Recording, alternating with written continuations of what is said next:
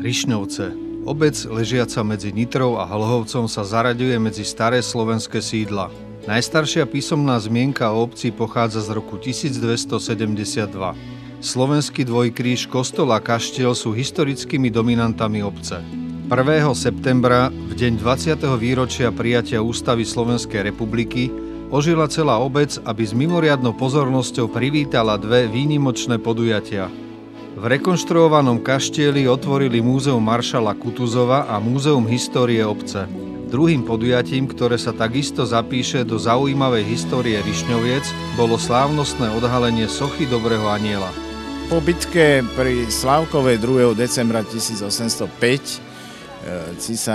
rakúsky císar František uzavrel prímerie s Napoleónom a jedna z podmienok tohto prímeria bola, že ruské vojsko musí do 1 mesiaca opustiť územie monarchie. Takže boli rozvrhnuté pochodové trasy toho vojska, vzhľadom k tomu, že ho bolo treba zásobovať, sústrediť, presúvať a tak ďalej, čo bola mimoriadne náročná práca.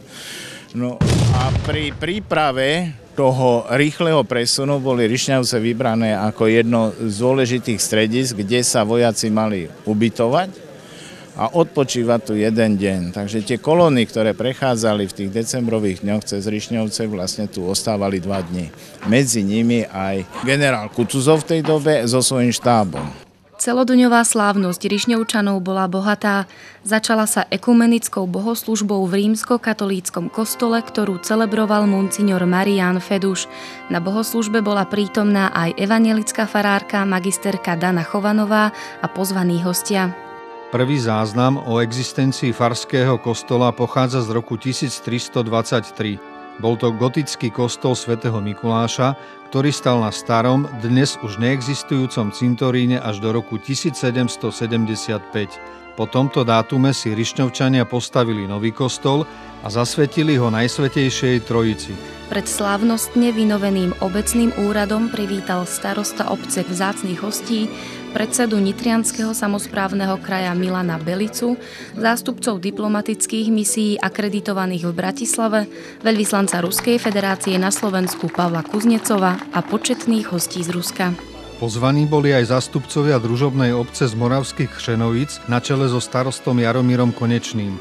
Nechýbali ani tvorcovia sochy Dobrého anjela a samozrejme aj doboví vojaci 3 cisárskych armád z bitky pri Slavkove, ktorí sa predviedli v plnej zbroji.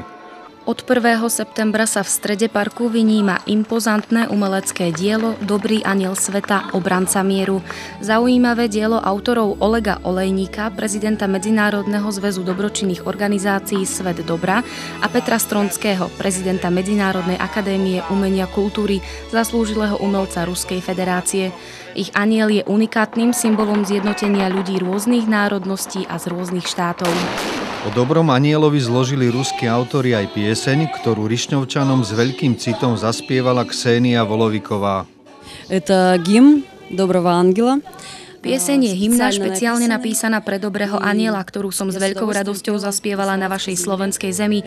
Je to hymna dobra, mieru, šťastia, lásky a už aj preto želám všetkým Slovákom veľa šťastia, pokoja, spoločnej lásky a priateľstva, čo je v dnešnej dobe najdôležitejšie. И дружбы, самое главное. То есть в свое время возникла некая инициатива.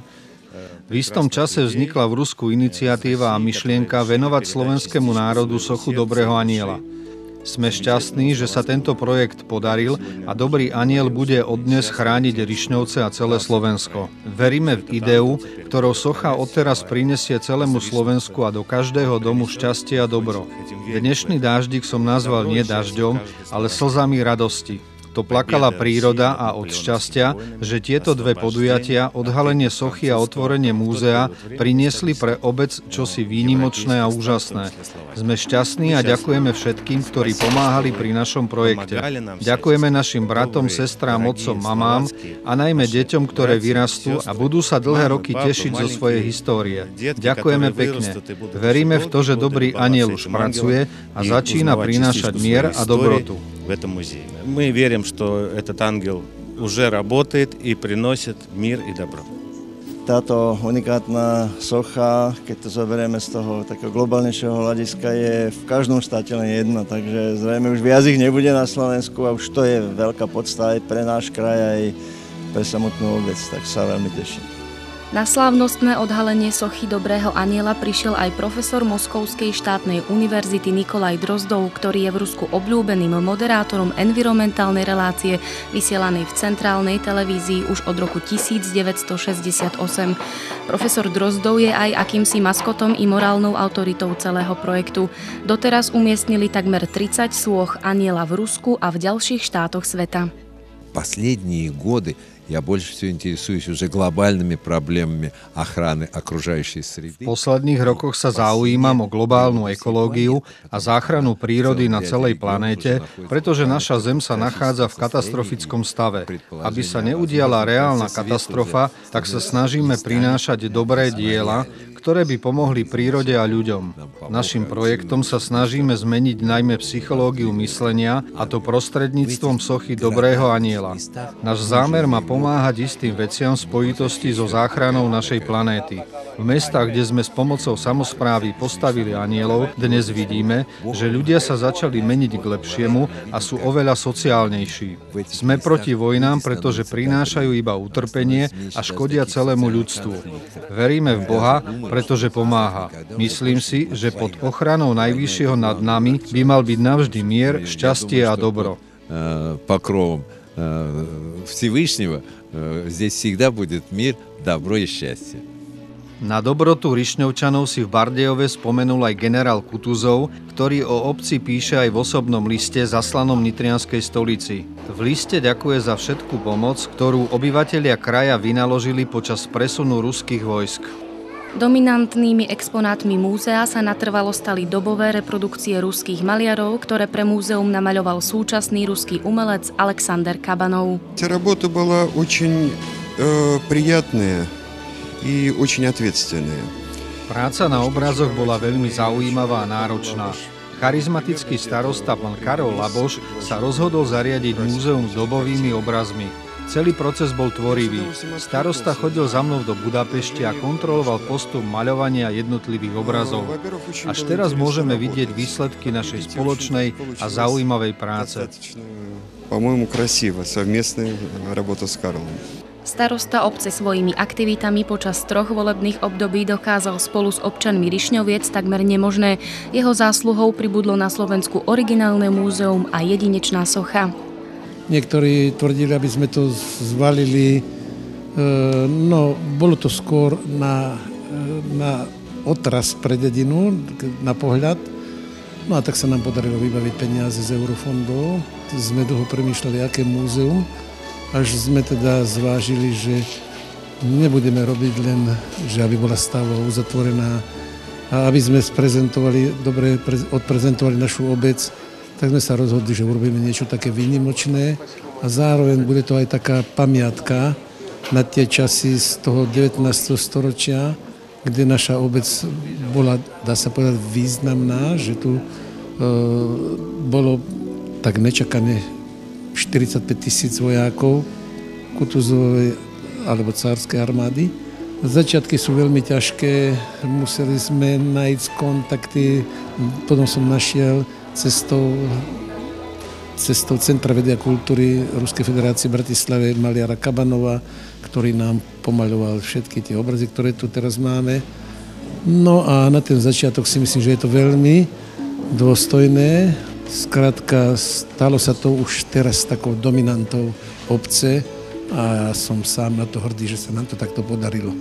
Мне было очень приятно посетить сегодняшнее мероприятие, открытие музея великому русскому полководцу. Bolo mi veľmi príjemné navštíviť dnešné otvorenie múzea veľkému vojvodcovi Michailovi Ilarionovičovi Kutuzovovi. Vzdávam hold múdrosti a taktike vedeniu bojov proti napoleonským vojskám. Vďaka vodcovskému talentu Rusko porazilo pred 200 rokmi pri Borodine Napoleona a Európa bola oslobodená od jeho invázie. Som rád, že Slováci si pripomínajú aj tento kus histórie a veľkého ruského maršála, ktorý práve tu v Rišňovciach prežil svoje 2 dni vojenského života. V tejto súvislosti si veľmi cením prácu starostu obce pána Karola Laboša, jeho veľký entuziazmus pri realizácii tohto projektu. Verím, že sa nové múzeum stane vyhľadávaným turistickým miestom aj pre školskú mládež, ktorá tak dostala možnosť zoznámenia sa so zaujímavými udalosťami nielen ruskej histórie, ale aj tej spoločnej rusko-slovenskej. S интересными страницами и российской истории, и нашей совместной российско-словацкой истории.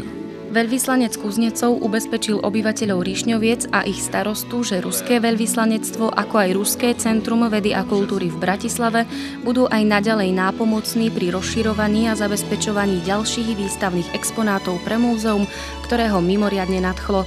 Jeho slová potvrdzuje aj vlastnoručný zápis do pamätnej knihy Nového múzea. Bohatý kultúrny program rámcoval záver slávnostného dňa. Folklórne umenie spoza rieky Moravy priniesol detský folklórny súbor Kšenovaček. Na vystúpenie sa tešil aj folklórny súbor Lipka a už tradičný úspech zožala miestna spevácka skupina Rišňovanka.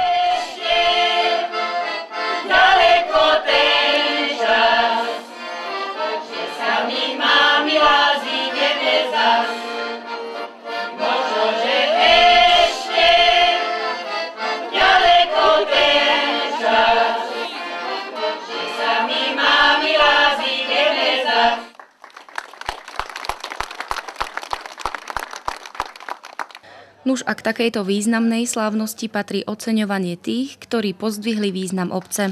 Ako prvý bol ocenený starosta obce Rišňovce od autorov sochy Dobrého anjela. Čestné občianstvo obce odovzdal starosta Karol Laboš osobnostiam, ktorí si ho podľa Rišňovčanov mimoriadne zaslúžili. Novými čestnými občanmi sú od 1. septembra 2012 Oleg Volovik, Oleg Olejník a Peter Stromský. Starosta obce odovzdal aj ďalšie 3 ceny. Cenu obce dostali Asia Filipovna Wexler, Ksenia Volovík a Anatolij Korobejníkov. Cenu starostu obce si prevzal moskovský profesor Nikolaj Drozdov. Medzi ocenenými nechýbali ani predstavitelia Ruského centra vedy a kultúry v Bratislave, ktorým starosta obce odovzdal pamätnú medailu Rišňoviec a múzea Kutuzova za pomoc, ktorú centrum poskytlo počas prípravy otvorenia múzea a jeho expozície. Stačí už iba dúfať, že všetci ocenení ešte viac zviditeľnia Rišňovce nielen doma, ale aj vo svete. С неба свет прольется благодатный луч, как восходит солнце из-за серых туч, и в сердцах зажжется новая звезда, светлый ангел мира и добра. Мир добрее станет в ожидании чудес, даже ангелы спускаются с небес. Мир добрее станет, верить хочется, мечту.